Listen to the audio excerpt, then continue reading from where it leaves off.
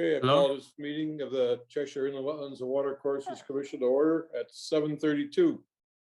Is somebody trying to speak? Somebody, Tom, you just get in maybe? Yes, sir. My name is Arthur David McMillan Jr., sir. Okay, pleasure to have you. Thank you, sir. Okay, the first thing we do, and Carl is prepared for the, will you say the Pledge of Allegiance to the flag? Very well, sir.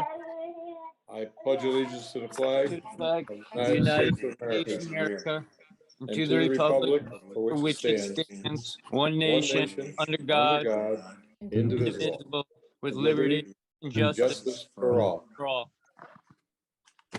I see Tom Norbeck has joined us. All right. Time for the roll call. Ms. Dunn, would you call the roll, please? Yes, Chairman Kurtz, Here. Dr. Dimick, David Brzezowski, Here. Tim Graver, Will McPhee, Here. and Tom Norbeck. Present. Terry Dunn is here. We do have a quorum.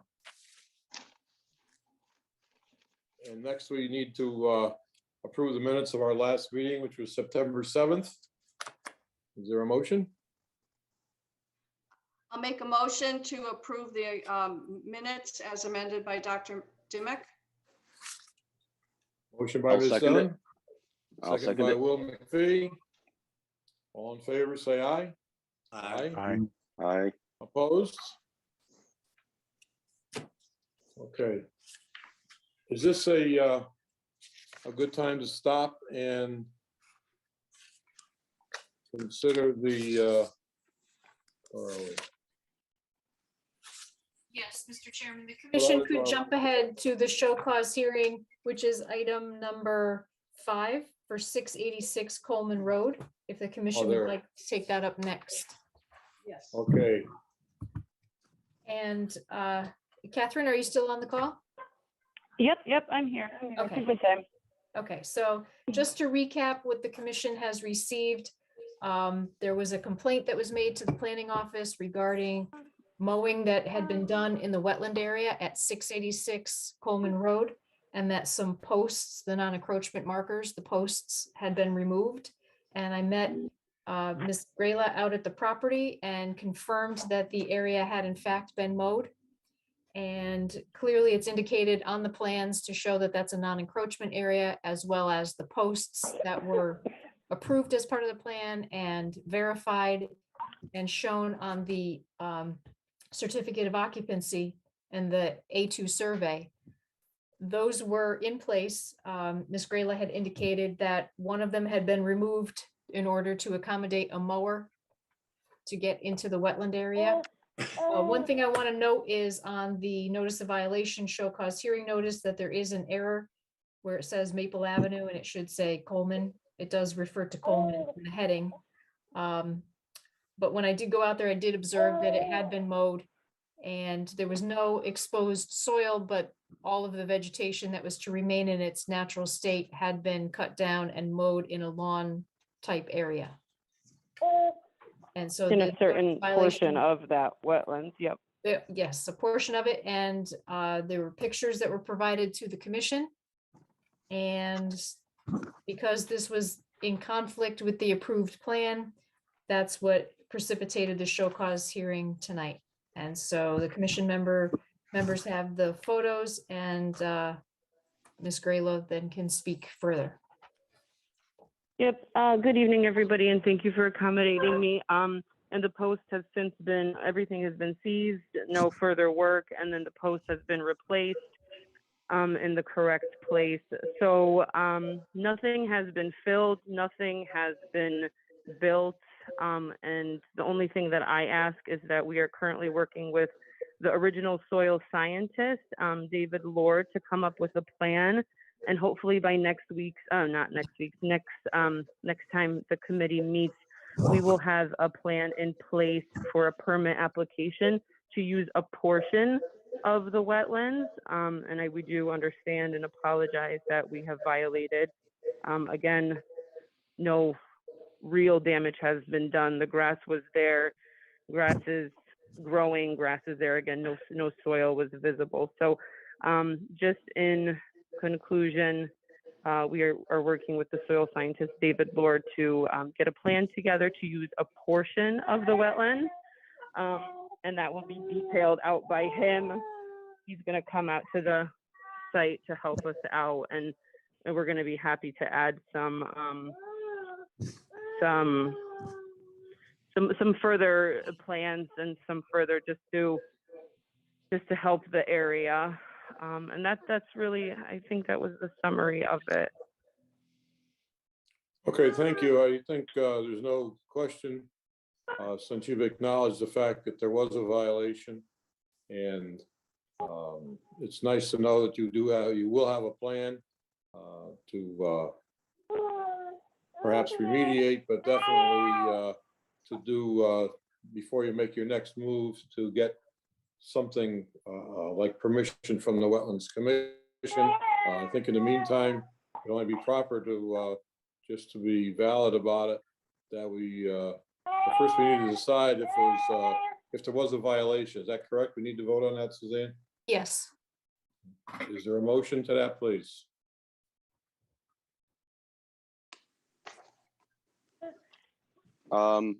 Yes, I guess I moved that to show that the show cause was valid based on the applicant's Moved the by admission. Yep, go ahead. moved by Will McPhee. Is there a second? I'll Second. second that. Second by Tim Graver. Any discussion? All in favor, say aye. Aye. Aye. Opposed? Okay, now probably just for form, Suzanne, you would please correct me if I'm wrong. We should have a cease and desist because that's the way we do things. Is that correct? I don't think there'll be a Yes. problem, but we should probably follow that method. Is there any Yes. reason we should not? Well, the letter that was sent out is a notice of violation, show cause hearing notice, and it, I'm going to just mute you guys for 1 second. I'm sorry, I have the doctors coming in, okay? okay. And it does specify in the show cause hearing notice that the work is to cease in that area. And so what I will do is send a follow-up letter, which summarizes what happened tonight, that the commission found that there is a violation on the property and that there is to be no further mowing in that area, and it has to allow to be revegetated into its natural state. So that is a letter I will send out so that she's informed. So does Perfect. that serve as a cease and desist then? I mean, She already has a cease and desist, okay. that the show cause hearing is a notice of violation, cease and desist, show cause hearing notice. Covers everything. Would have been easier if I knew that to begin with. See, it's Oh, no, all no, my fault, Tom. I didn't know that. no, that's fine. Anyway, That is fine. now do we, Just covers are you gonna everything. decide now if she's gonna be on the agenda in the next meeting? As far You as wanna do- for the application that she wants to propose, Yes, I would have to wait until receiving the application before okay, determining if it gets on the agenda. okay. So are we getting I guess what I would say, an assessment? You know, it sounds, you know, on the surface that it's no big deal because all she did or her agents did was mow it, but that's not too good. You know, I'm sure it impacted things. So should David Lord, is that it, David Lord? Yes. Yes. it's Or David should a Lord. soil scientist let us know what, you know, what damage it caused and if there is any anything needed?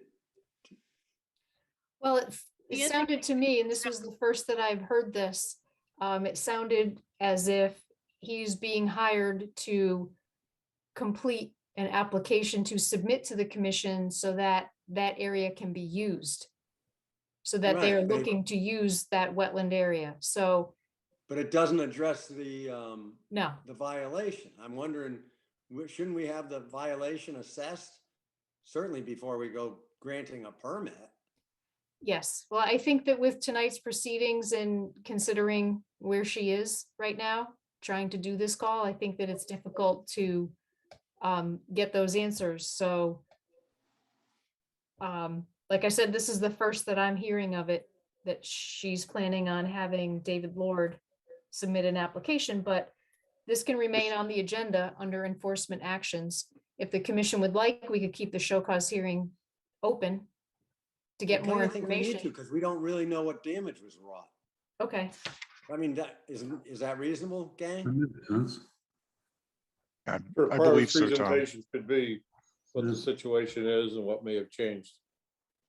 Yeah. okay, that's so what I if the think. commission would like to make a motion stating what's being requested.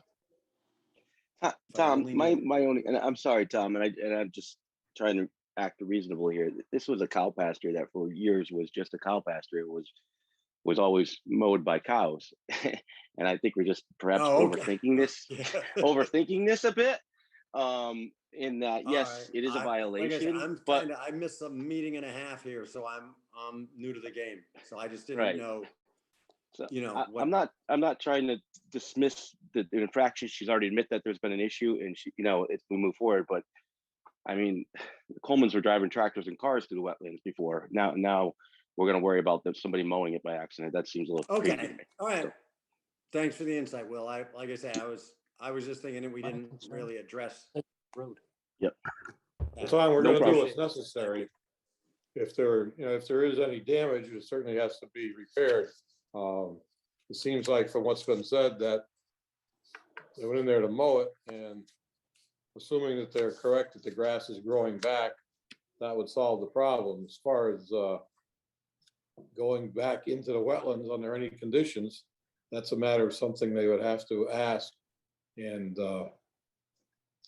first, they satisfy the situation that the wetlands are all right, and they're not going to have a problems because they did violate the wetland line, not to mention the upland review area.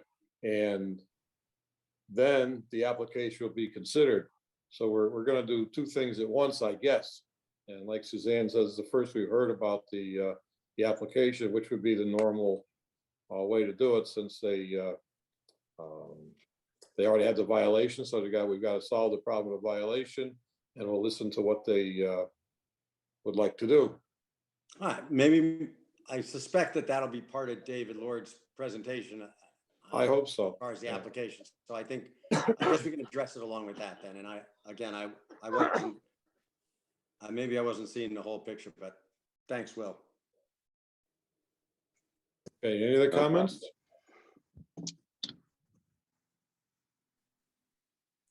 Okay, I guess we can go back to where we should have been on the agenda. I hope everything works out all right for Mrs. Graylaw, and we'll go back to business. Communications, please, Suzanne. First communication is engineering comments for Old Town Commons from Bartlett and LeJudas. That is the town consultants for engineering department. And second is an intermunicipal notification for City of Waterbury. There's a proposed development within 500 feet of a Cheshire Town line, so they're required to send notice. When I looked at the information that they supplied, it did not indicate that there was any immediate impact to any resources in Cheshire. All right, written inspections No written inspections.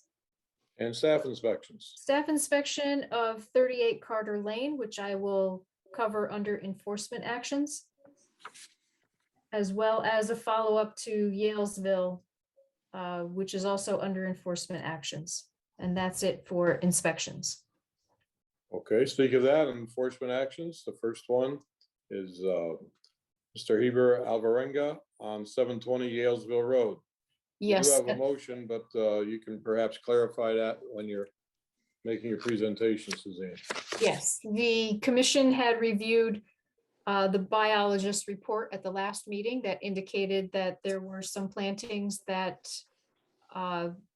seemed to be struggling at the time that the inspection was done. And when I did go out to the property, I noticed that there were some that were struggling. I don't know if they'll come back next spring, but they are required to replant any any ones that don't survive over the winter. So I don't believe that it's necessary to require them to make any changes right now. I think it's something that can go through the winter and then in the springtime can evaluate. And he is also required to have monitoring done in the spring as well, to have the biologists go back out and take a look at the property. So I believe everything is moving in the right direction, certainly. And there is a draft motion to release the cease and desist only. There is the corrective order on the property that dictates the plantings as well as the replacement plants for anything that dies over winter, as well as the required biologist's report. But what the release of the cease and desist allows is that when the construction of 720 Yalesville Road is complete, that he would be eligible to have a certificate of occupancy. Having the existing cease and desist order on the property would preclude me or prohibit me from being able to sign off on the property. So that's what the release is proposed for. Sounds good to me. Any comments? Is there a motion to approve the release of the cease and desist order? I'll move staff wording that a release of cease and desist order. Moved by Carrie Dunn. Is there a second? Second. Second by Dave Brzezowski. Any discussion? If not, all in favor of the motion, please say aye. Aye. Aye. Opposed? Carried unanimously by those commission members present. Number 2 is on Carter Lane, Michael S. Antonetti. And I know Suzanne said she wanted to talk about that. Yes. That's all we're doing is talking about it right now. Yes, so at this property, he has a corrective order that required that the plantings be completed by October 31st. And I did go out to the property last week and observed that all of the plantings are in place and they appear to be placed in the area that was required in the corrective order. We discussed the location of the non-encroachment posts and markers. And that's something that he had stated would be installed soon. He also indicated that he had reached out to have the biologist come out and do a follow-up report, which was required in the corrective order. And he sent me email exchange today between him and the biologist indicated that she aims to get that completed within the next several weeks. So she did not have a deadline, but at least she's on board. So I believe that he's moving in that right direction. And hopefully there's enough time by October 31st, but even if the biologist gets the report in the beginning of November, I would think that that would still be reasonable, that would meet the spirit of the corrective order. So that's what my inspection of that property revealed. Thank you. Any other comments? No, it sounds good. Okay, we'll wait and see. On to number 3.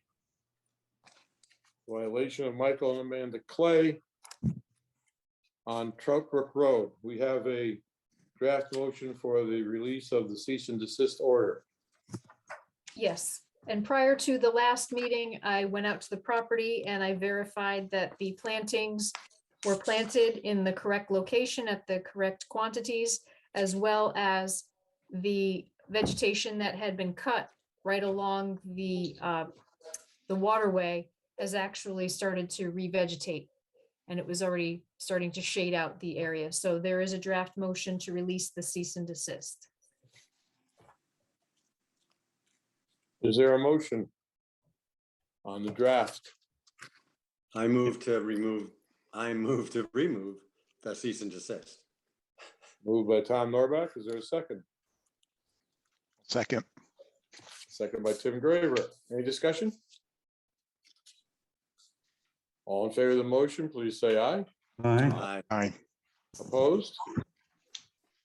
Carried unanimously by those commission members present. On to next, number 4, the show cause hearing for 609 Maple Avenue, Arthur D. McMillan Jr. Present, sir. Thank you. Do we have something to say? Do you have something to say first, Suzanne, or should we ask?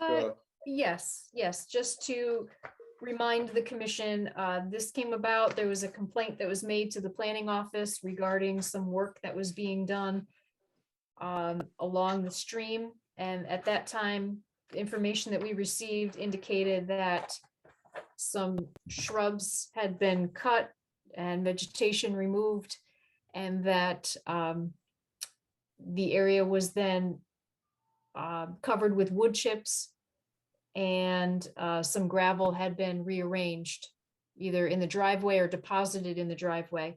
And Mike Strollo from the planning office went out and observed and took the picture that shows the mulch that goes right up to the watercourse, as well as the gravel on the driveway side that goes right up to that watercourse. And looking at aerial photographs from years prior, that area was vegetated, and now we can see that it is cleared. Also provided to the commission is just the history of the property, that there have been other instances of clearing along the watercourse previously, starting back from 2001 or 2, I believe. And so the inquiry was sent out, and I know that Mr. McMillan had been prepared to discuss things with the commission at the last meeting, but he is here at tonight's meeting. So, so perhaps he has more information. Yes, Mr. McMillan, yes, sir. Is it my, What do you have to may I say? speak?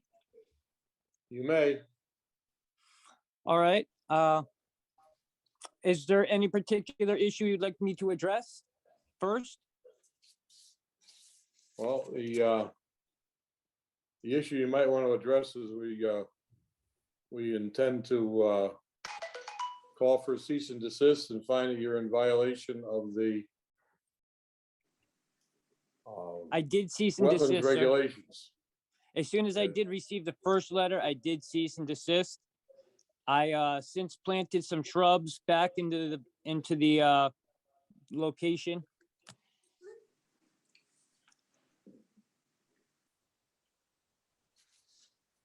Well, okay, so in other words, you're not contesting that you did violate the wetlands regulations, so our next move is just to, No, sir, I am not contesting. pardon me? I am not contesting. I realize that it is a violation, and I'd be happy to fill out an application for the wood chips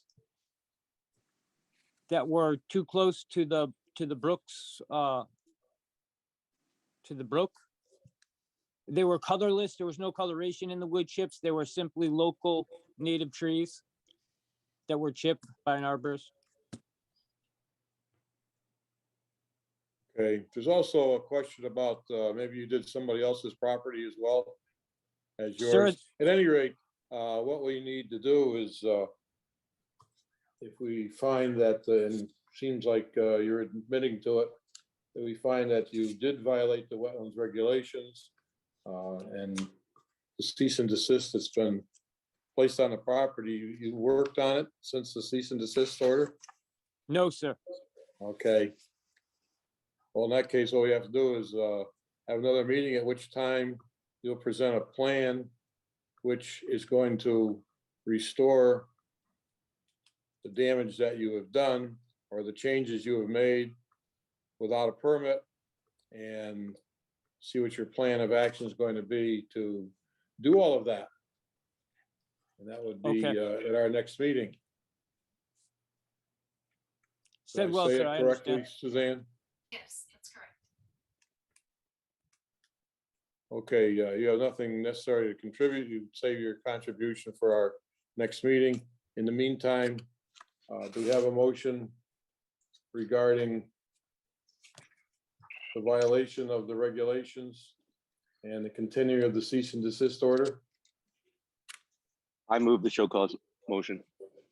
Moved by Will McPhee. Is there a second? Second, Second by Carrie Dunn. Any discussion? In that case, all in favor, please say aye. Aye. Aye. Opposed? Carried unanimously by those commission members present. So that would mean,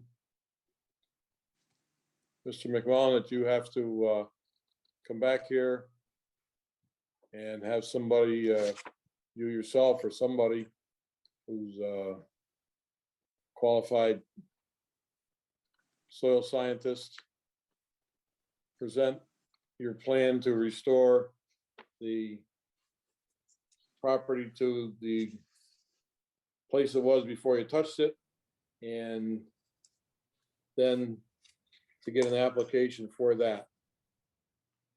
Yes, sir. Okay. Is that correct? I'm not too good at this stuff. That's what I plan on applying for, is an application, filling out the application. Okay, Suzanne, you'll help him with that? Yes. The overall picture? Or what the commission could do is entertain the information at the next meeting, and the commission could just do a corrective order, Sounds which good. then is sort of supersedes a permit, because then it requires that the work get done. Whereas the application is asking if they could go ahead and do the work. This way, the corrective order is requiring that the work get done. okay, Okay, fine. all right. Is there anything else? No. Okay, on to unfinished business. First is a permit application of Strathmore Holdings on East Mitchell Avenue. And we have prepared a draft motion for approval of their application. Yes. Is there a motion?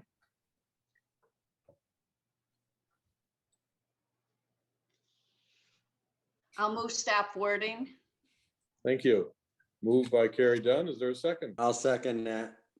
Second by, was that you, Tom? Yes. Okay, seconded by Tom Norback. Okay, discussion.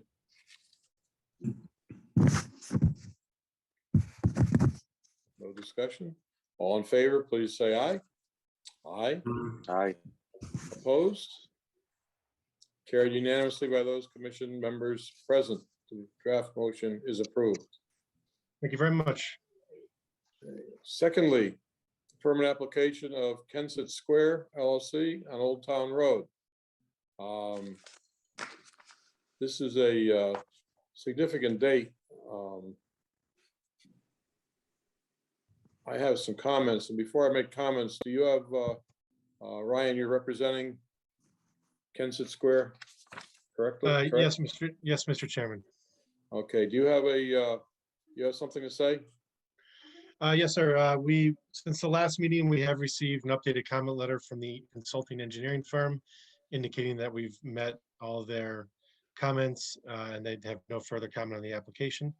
There's also a request by the commission at the last meeting that we have a soil scientist review the stormwater basin, and here with us tonight to discuss that or answer any questions you may have is Matt Sanford from our office. This is the deadline for deciding on the application. Unless Right. you wish to extend the deadline for deciding. Well, Mr. Chairman, we're prepared to grant an extension if the commission sees fit.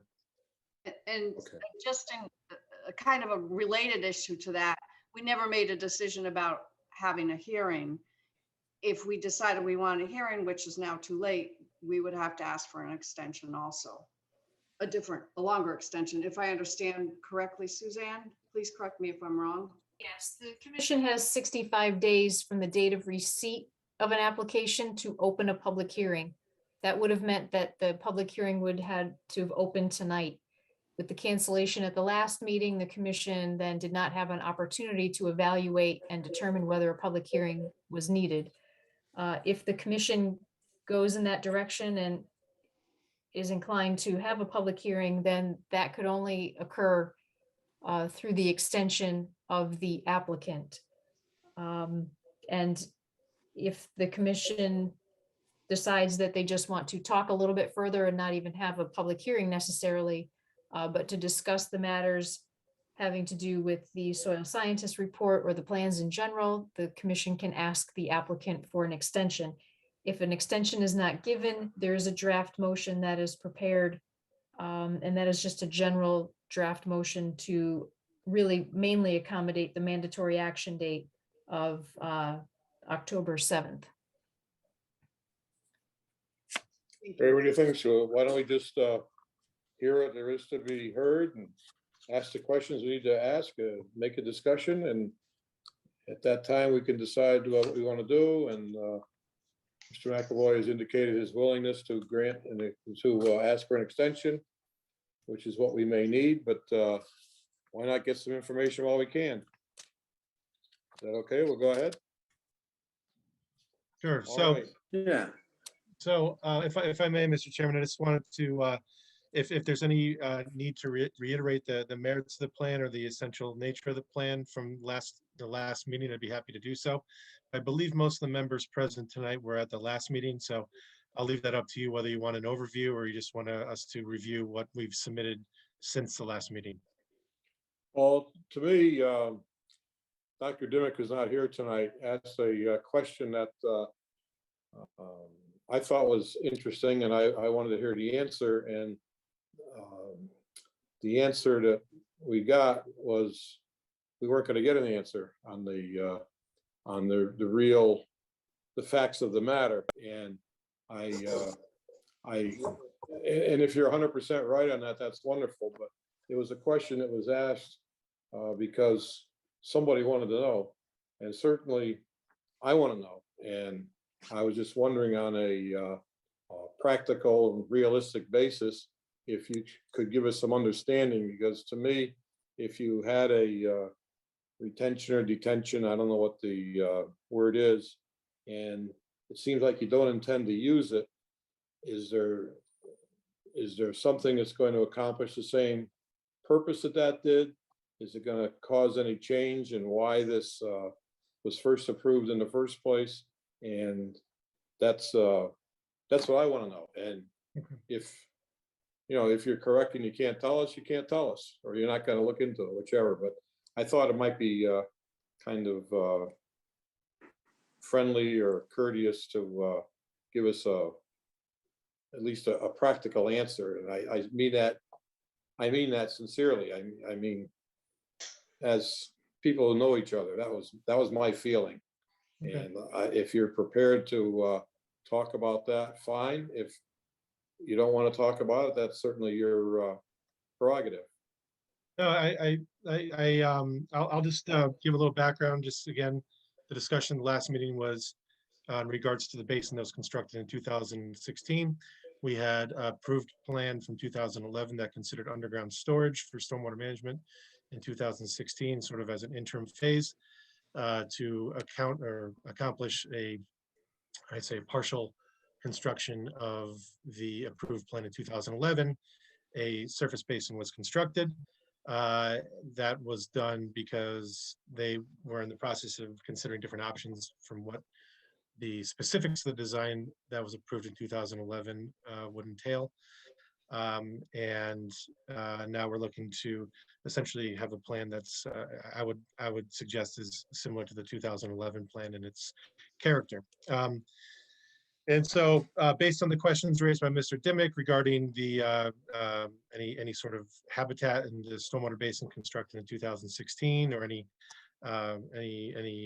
whether or not that's a regulated regulated area, I guess we did ask Matt Sanford, our soil scientist, to review, make a site visit to the basin, review it, and provide his thoughts and his opinions about the character of the basin, and also about how these are regulated in other circumstances. So with that, I'd be happy to turn over to Matt Sanford to sort of give you his observations and what his thoughts are on the basin itself. Thank you. For the record, it's Matthew Sanford, professional wetland scientist, registered soil scientist with SLR. So I think the question that was raised and that was asked for me to look at was whether or not this man-made stormwater basin that was constructed in an upland qualifies as a watercourse and therefore would be a regulated feature. So I think it's very important for the commission to go back and look at historically what this particular area was prior to the stormwater basin being constructed. If we look back at the historical aerials, the commission will find that this particular area was a paved parking lot. In 2016, the Town of Cheshire Wetlands Commission approved the construction of a man-made stormwater basin within an upland area. They did not approve the construction of a watercourse. They did not approve the construction of a wetland, and they did not approve the construction of a water body. Therefore, the applicant then went forward, or the owner then went forward and constructed a stormwater basin. If you look at the regulations of the town, if you look at the Army Corps regulations, and if you look at DEP regulations, stormwater basins that are constructed in uplands and are constructed for the purpose of filtering stormwater and detaining stormwater are not regulated. So therefore, based on my professional judgment, the existing stormwater basin that is on this site is not a regulated resource area. It's not a watercourse, it's not a wetland, nor is it a water body. So that was my conclusion. And, you know, I've dealt with this in other commissions across Connecticut. Some commissions have struggled with, you know, decision-making processes as how to regulate basins. But I think as a commission, you should look at the policies that the Army Corps of Engineers uses, as well as the DEP uses, to look at man-made stormwater basins that are constructed in uplands. So I'd be happy to answer any other questions related to this matter. Otherwise, I think that concludes my part of the presentation. Mr. Sanford, Interesting. Oh, I'm sorry. looking at the definitions of watercourse in our, you know, our regulations, means rivers, streams, what bodies of water, natural or artificial. So first of all, watercourses are, you'll have to agree, can be artificial as well. Then it goes on to say it's a watercourse if it's either A, B, or C. And this particular, what some of us think might be a watercourse, fits B and C, which is the presence of standing or flowing water for a duration longer than a particular storm incident, or the presence of, and I cannot say that word, vegetation. So why is it that I look at the regulations when I'm looking at this, as far as the, you know, you do a lot of quoting with the, you know, the federal 404 Federal Clean Water Act. I mean, you're talking about federal waters. I don't think that's really applies to what's behind Cheshire Coffee here. Why is it not fit into NN watercourse, our definition? Well, it doesn't fit into your watercourse because it is not a watercourse. So what, again, going back to what was approved on the site by this commission. No, I'm sorry, I need to finish, please. What was approved by this commission was the construction of a stormwater basin. You cannot regulate it now as a watercourse, wetland, or water body when the function of that particular feature in an upland was for stormwater quality management, period. So you can't go back now and look at regulations and start to draw in stormwater basins that were constructed in uplands to say that they're watercourses. That's just that those don't add up. That's not what I gotta tell you, regulations are for. Sorry, but I gotta tell you, I couldn't, you don't cite anything. And I tried to find something that said you can't regulate water basins in state. And I just couldn't find that. The only thing that was found was this research paper by the Office of Legislative Research, May 9th, 2003 R-0408, which says operations such as excavating a pond or depositing soil from a pond are considered regulated activities when performed within or using a wetlands or watercourse. A pond that is not built in wetlands and does not impact wetlands or watercourses may not require a permit. We should note, however, that once a pond is constructed, it falls under the definition of a watercourse and is under the commission's jurisdiction. I just wasn't able to find the, you know, authority supporting what you're saying in your letter. So let me clarify what you just stated. Okay. So you've stated that the stormwater basin is a pond. We have not documented that the stormwater basin is a pond. So again, we have documented that it is a stormwater basin. It is not a pond, and therefore can't be regulated as a watercourse. Matt, if I could just try to provide some clarity here. The commission did not ask for guidance of what the federal regulations are or what the state thinks a pond is or is not. The commission asked specifically about an evaluation of that area by a soil scientist to determine if, since it was constructed in 2016, if it has wetland or watercourse characteristics. And if it does, what then are the impacts to those wetlands and watercourses with the filling in of that area and the changing of the stormwater system?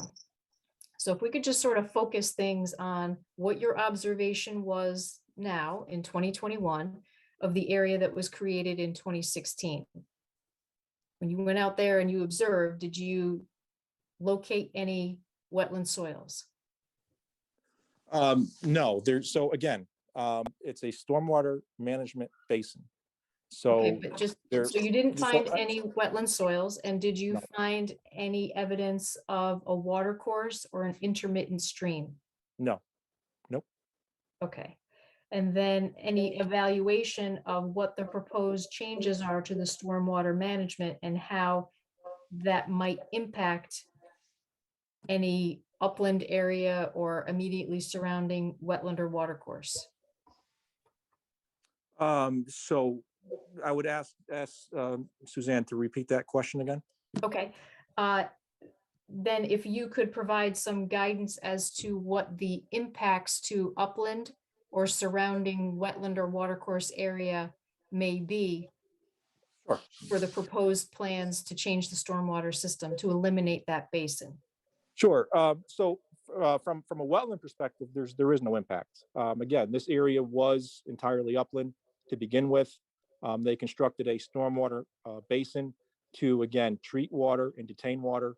What is before the commission currently is to take and fill in that existing stormwater basin and take that same function of treating and storing water and put it in a subsurface underground system.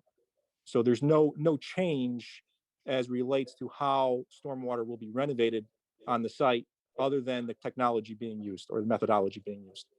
Okay, so then the discharge of the water, seeing that now it's going to be an underground system, it's going to be, directed to one particular area, as opposed to the basin, which had a storage capacity and would allow for water to infiltrate. Do you see any changes or benefits to the plan that's before the commission now of how that water is going to exit the system?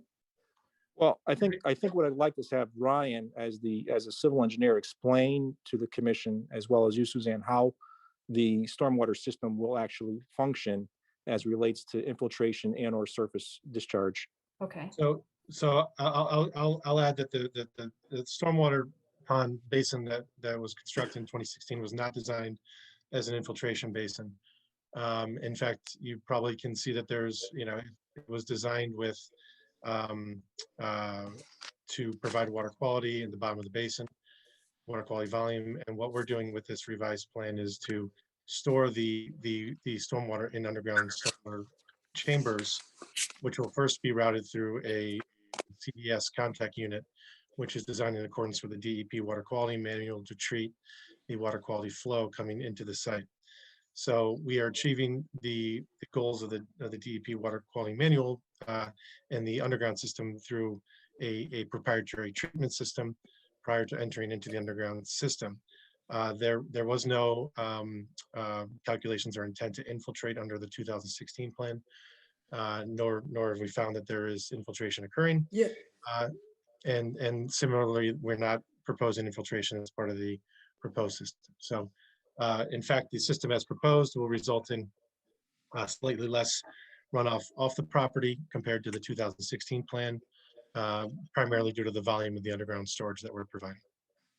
Excuse me, Ryan, I'm kind of new to this because I missed a couple meetings, but it seems like the crux and where we're kind of diverting from each entity, that being the applicant or SLR and the commission. It's not so much what the detention or the storm basin was designed to do. I think what the commission wants to know is, what is it doing? Has it not just while it was designed as a filtration mechanism, has it morphed or evolved into more of a wetlands feature, if not defined as an actual wetlands? So I think, does it have wetland critters in it? Does it have wetland? It's said that it doesn't have wetland soils. Does it have any wetland vegetation? And I'm really struggling here with the idea of what it was designed for, when really the question is, what is it now? Yeah. Is it what not purpose is it serving the stormwater? What purpose is it serving a wetlands environment that it may well have become? And I hearken back, some of the members here at the commission, there was an application several years ago for some lots on Lexington Drive, or Lexington Court, whatever the hell it is over there. And there was a vernal pool discovered there. Well, that vernal pool wasn't there 80 years ago. That vernal pool was a product of some excavation that was made and not maintained with a culvert. So the culvert got blocked up, and that became a vernal pool. So, well, again, I understand what you're saying. It was, your project there was only meant to be a filtration storm basin. Well, this was only meant to be a way to get the water out of the area where now the water is. Well, here it is, it's a vernal pool now. So just saying is all. Matt, I have a okay, I'm sorry. Can I ask Matt to address Tom's question first, or do you want, is your question in similar vein, Tim? No, I had it's a similar question, but if you'd prefer to answer this one first, go ahead. All right, Please. so, Okay, yeah, Matt, go ahead. Yeah. all right, so I'm trying to figure out the best way to present this. So again, we as wetland scientists, as engineers, design, oversee construction, and monitor stormwater management features all over Connecticut. In many cases, the stormwater management basins that are designed and that are approved by commissions across Connecticut have the ability, after construction, to support hydrophytic vegetation, have the ability to support critters, whatever that form may be. It could be the form of frogs, it could be the form, in some cases, even fish. But I think what the intention of the definitions or the regulatory definitions of wetlands and watercourse and water bodies, it was intended for those features that are not meant to be stormwater, purposely meant to be designed and constructed as stormwater basins. And I understand the commission struggled with this, but at the end of the day, I've been a commissioner. I've been in your shoes as well. But at the end of the day, when I look at it as a scientist, I have to look at it for what the intention of that area was, which again, it was in 2016 constructed for the purposes of stormwater management. And that's what it was constructed for. Now, over time, has some hydrophytic vegetation grown within that stormwater management basin? Yes. And in many cases, we want that vegetation growing in the basin. Why? Because it provides that important function of filtration if you're going to use stormwater management basins as your method of treatment. So you want vegetation growing in it to actually perform that function. And so what we have here, I think I've stated, is that we do have a stormwater basin that from time to time has water in it, doesn't have any hydric soils present, doesn't have any indications of a watercourse or watercourse feature, but there is some vegetation that's present. And can it support, or can it have a green frog or two living in it? Absolutely. But that is not different than many stormwater basins that we've constructed across Connecticut. And I also tell people that green frogs are an opportunistic amphibian. They will find comfort in a stormwater basin. They will find comfort in a pond. They will find comfort in a plastic pail in your yard if you have standing water present. They will also use puddles, and they will use a rubber tire as a home if it holds water. So they look for opportunistic areas to live in. They're not an indicator that a particular basin is now a wetland. The stormwater basin is what it is. It is a stormwater basin. So I don't know if that answers your question. Well, I guess I don't know. So just to clarify, I'm going back to Suzanne's description of, I believe, so you were asked to go out and assess the stormwater basin. And I get, is that, in what vein was that request?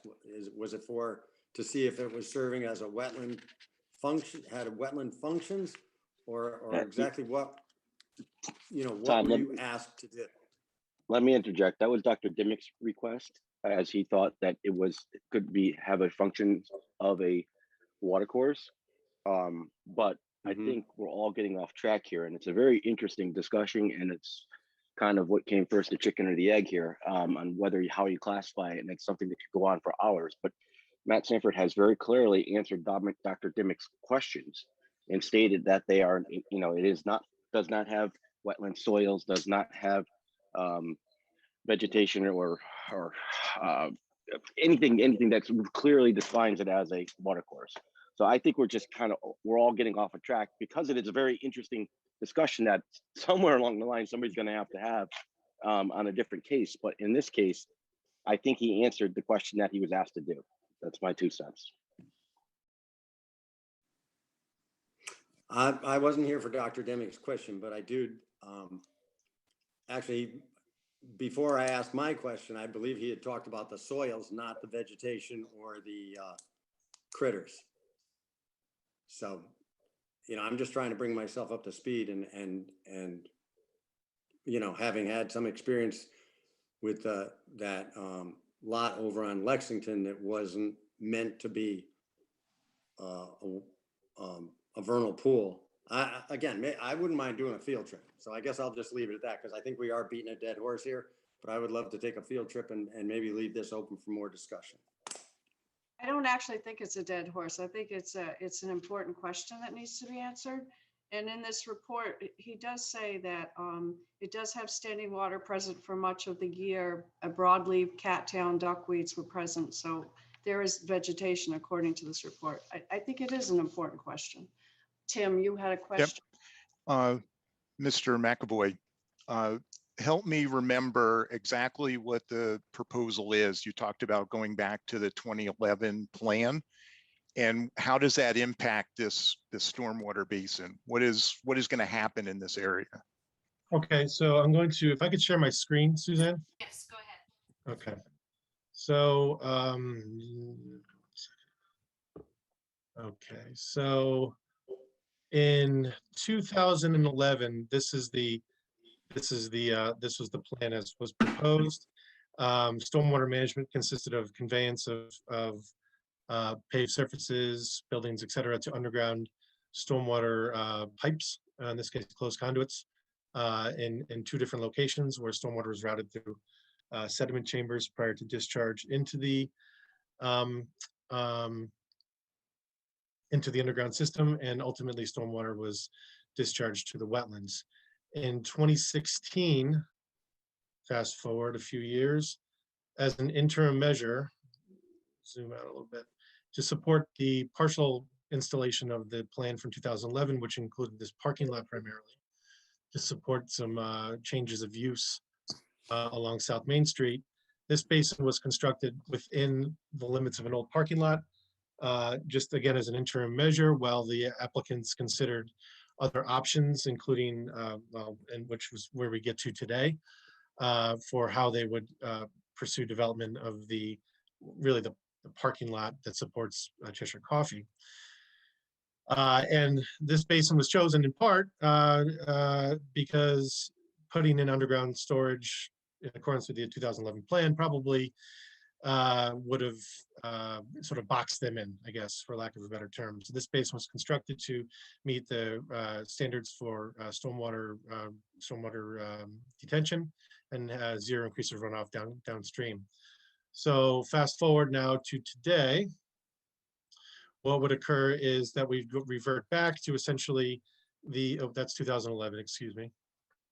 So fast forward to today, the stormwater basin is located right here. We're proposing townhouse units similar to the 2011 plan, and stormwater shown here in orange will be first routed through a contact CDS oil water separator unit prior to discharge into an underground stormwater system. And then it would discharge into a level spreader outlet, which is I would argue an improvement certainly over the point discharge that exists currently. So that's essentially the intent with the stormwater design. It's been reviewed by your consultant engineer, and they've found it to be, I guess, not to put words in their mouth, but they don't have any further comments on our design. So that's essentially the timeline, 2011, 2016 to today, with the stormwater proposal. Okay, so the proposal is that it be completely filled in and then Yes. build upon, correct? Correct. Okay. Correct. Yep. Okay. I don't know if any of the other commissioners had a chance to go out and view the area. I did have a chance to do that today. And let me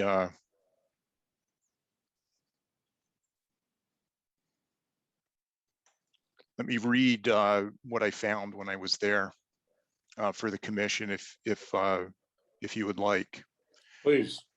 I was there between 3:30 and 3:50 this afternoon. It was 60 degrees and overcast.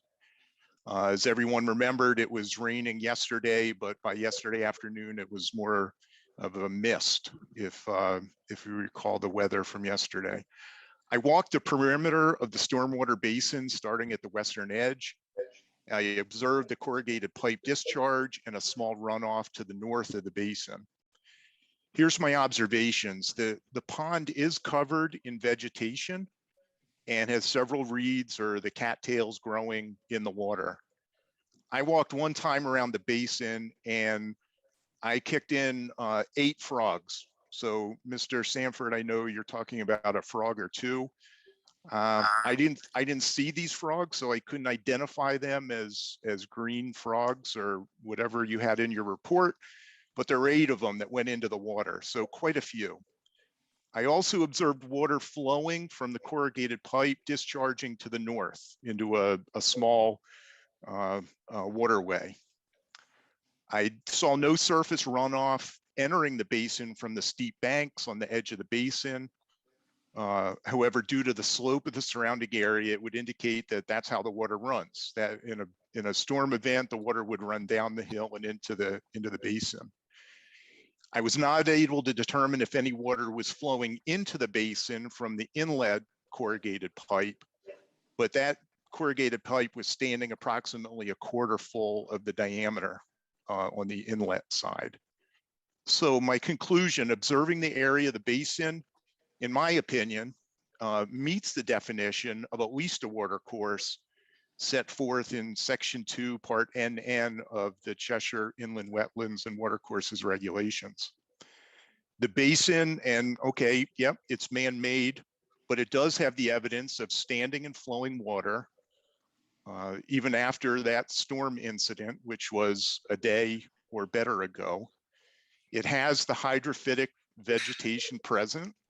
and it's clearly providing a habitat for amphibian life. And I see no reason to treat the area in a manner other than a watercourse or a wetland. And those are my findings. Thank you, Tim.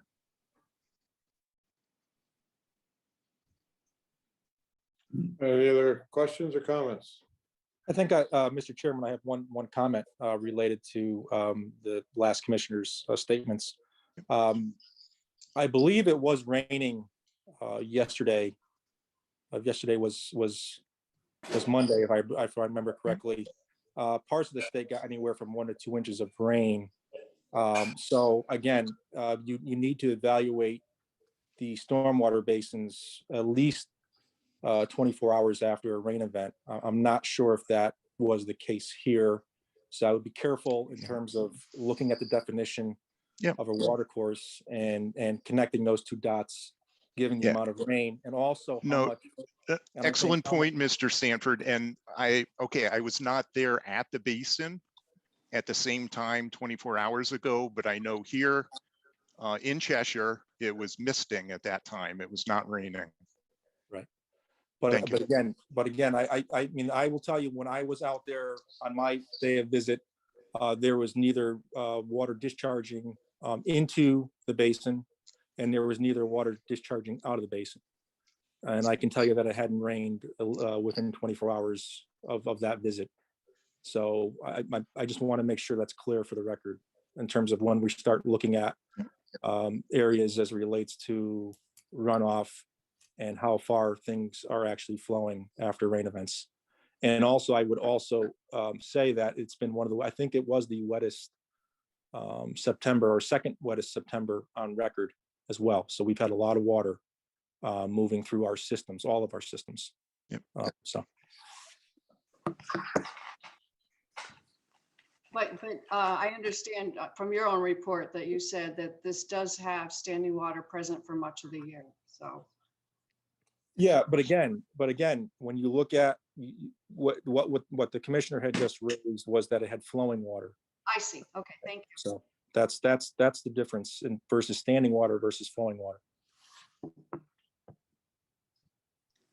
Yeah, there was flowing water this afternoon. That wouldn't be inconsistent either with the function of a detention basin, which is designed to hold back water for a period of time after a storm event as well. So certainly, you know, it wasn't a deluge. It wasn't quite like what we had October 1st or September 1st rather, whenever Ida was. Either way, I'm sure we would expect most of our stormwater basins to have at least a trickle of water, you know, a day after a modest rainstorm.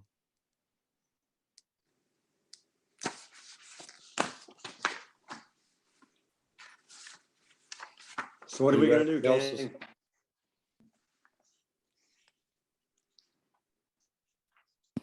I think I'll ask the question just to get it out there. Are we ready to vote on a draft motion? Or are we ready to decide that we want to seek further information and perhaps take a field visit, as Tom Norbeck suggested? What's your pleasure? What would you like to do? Seems like an extension should, I think the applicant should ask for an extension. Because I'd like to go look at it myself. Yeah, I would encourage other commissioners to go look. I did go today at 1:30 and had the same findings as you. Only I didn't count the frogs. And Well, I would also note say that, if this was Dr. Dimmick's original, I guess he was the one who I don't want to say brought this to the fore, but it was his concern. So I would certainly like him to be present on it, you know, for the next discussion. Yeah, it's Phil Bowman speaking. We're completely fine leaving this open. So, So that would be an extension of time to the next meeting, which is October 19th. Is that correct? Yes, we're fine leaving it open till then. Okay, thank you. would You're you like an welcome. email to that effect, Suzanne? That would be helpful. Thank you. I'll send you one right now. And perhaps since some of us have already been out to the site, would you like to continue a possibility of going out there on our own as we can do it? And would the applicant say that that's all right for us to do? If that's your pleasure, or do you want to schedule a site walk? Mr. Chairman, you can go out whenever's convenient for all of you, as a group or one by one, however you want to do it. I would encourage you to get a cup of coffee too. It's pretty nice there. Very close. Yeah. Take two of these tokens. Dan, are we still on individual site walks, or are we able to do group again? Or what's- Well, I believe that since we are going to be outside, there's no policy necessarily that I'm aware of, but I think it depends on commission members' comfort level. If commission members feel comfortable meeting together outdoors and taking a look at this, and I would ask Chairman Kurtz as well as Ryan and Phil as well as Matt, if there's a thought, if there's an advantage of possibly having Ryan there as well as Matt there and Phil, so that we could really take a look at things and things Yeah, can be pointed out to commission members. I'd be very open to that. Okay. Okay, so we're gonna go out there officially as a group. All right. Pleasure. Sounds like fun. Okay, And I have a question of, would the commission have availability during the day, a weekday, as opposed to scheduling for a weekend? You know, in the past, we would schedule for early Saturday morning. but Yeah, daylight's still in our favor. We could do that. Yes. Or as I could anyway. Yes.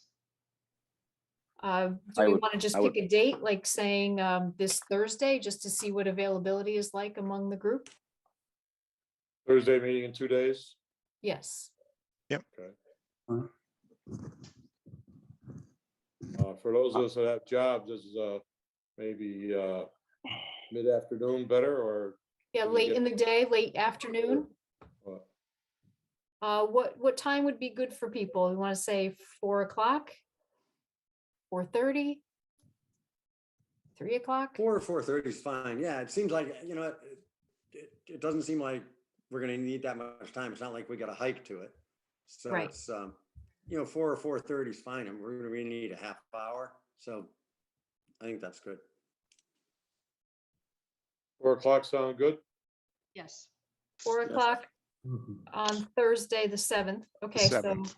Okay. we will, we'll provide notice as we're required to do 24 hours in advance. So we will do that Yeah. tomorrow. Let me just check here. Yeah, I won't miss my anniversary dinner Thursday night. I'm missing it now. Ah, Oh, no.